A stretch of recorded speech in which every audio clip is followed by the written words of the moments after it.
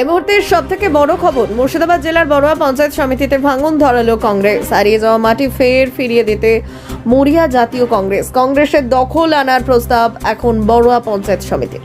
মুর্শিদাবাদের রাজনৈতিক মহলে বড়সড় পরিবর্তনের ইঙ্গিত। সব জল্পনা ও রাজনৈতিক সমীকরণের অবসান ঘটিয়ে বড়ুয়া পঞ্চায়েত সমিতি দখল নেওয়ার পথে এগিয়ে এলো জাতীয় কংগ্রেস। বৃহস্পতিবার কান্দি মহকুমা শাসকের দপ্তরে বড়ুয়া পঞ্চায়েত সমিতি 24 জন সদস্যের সমর্থনে অনাস্থা প্রস্তাব জমা পড়ে। পঞ্চায়েত নির্বাচনের পর থেকেই বড়ুয়া পঞ্চায়েত সমিতিতে ছিল এক ব্যতিক্রমী রাজনৈতিক সমীকরণ। সভাপতি পদে ছিল তৃণমূল কংগ্রেস, সহ সভাপতি পদে বিজেপি এবং তাদের সঙ্গে সমর্থন ছিল বাম ও কংগ্রেসের একাংশে।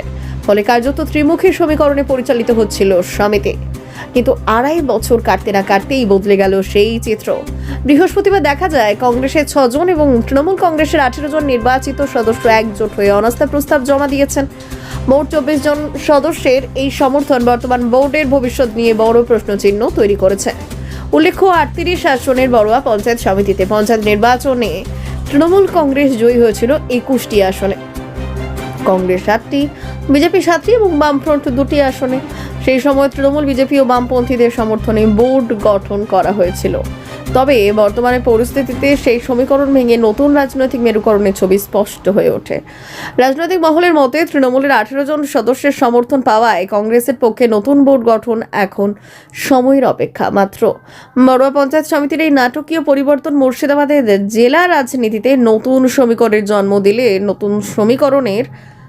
জন্ম দিল বলে মনে করছেন রাজনৈতিক পর্যবেক্ষকরা। এখন নজর প্রশাসনিক প্রক্রিয়া সম্পন্ন হওয়ার দিকে। অনাস্থা ভোটের পরই স্পষ্ট হবে বড়ুয়া পঞ্চায়েত সমিতির নতুন ক্ষমতার সমীকরণ।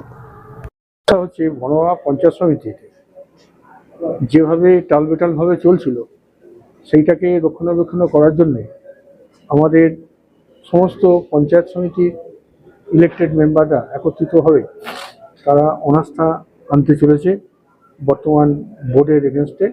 তার জন্য আজকে এইচডিওর কাছে অনাস্থা প্রস্তাব আমরা পেশ করলাম।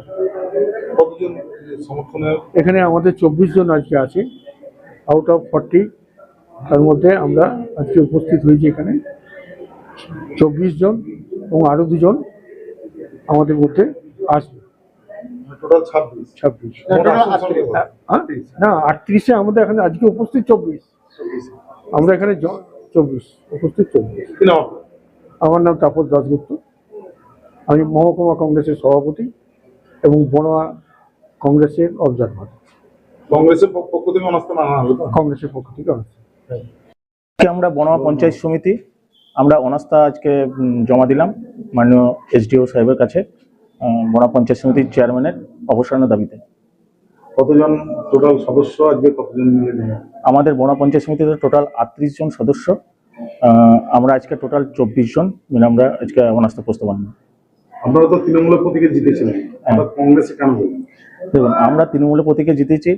এখন আমরা পঞ্চায়েত সমিতিতে দীর্ঘদিন আমাদের অচল অবস্থা এবং আমাদের দীর্ঘদিন মেম্বারদিকে বঞ্চিত করে রাখা কাজের দিক থেকে, সেই কারণে আমরা কংগ্রেসের সাথে মিলিত জোট হয়ে আমরা এই অনাস্থা প্রস্তাব এনেছি চেয়ারম্যানের বিরুদ্ধে।